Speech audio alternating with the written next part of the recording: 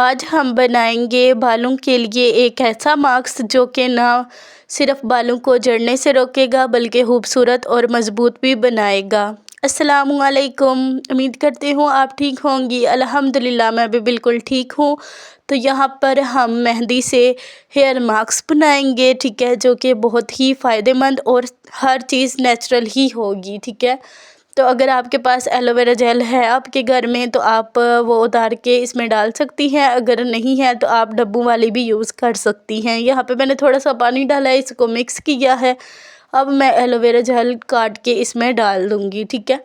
इससे बाल बहुत ही शाइन करते हैं और बहुत ही इसके फ़ायदे हैं स्किन के लिए भी और बालों के लिए भी, ठीक है। तो यहाँ पे एलोवेरा जेल डालने के बाद अच्छी तरह मिक्स करना है। फिर हमने एक लेमन लेना है, लेमन को भी इसमें डालना है, ठीक है। लेमन डालने के बाद यहाँ पे मैंने लिया है दही, 2 टेबल स्पून आप ले सकती हैं, ठीक है। तो यहाँ पे दही को भी अच्छी तरह हम मिक्स करेंगे।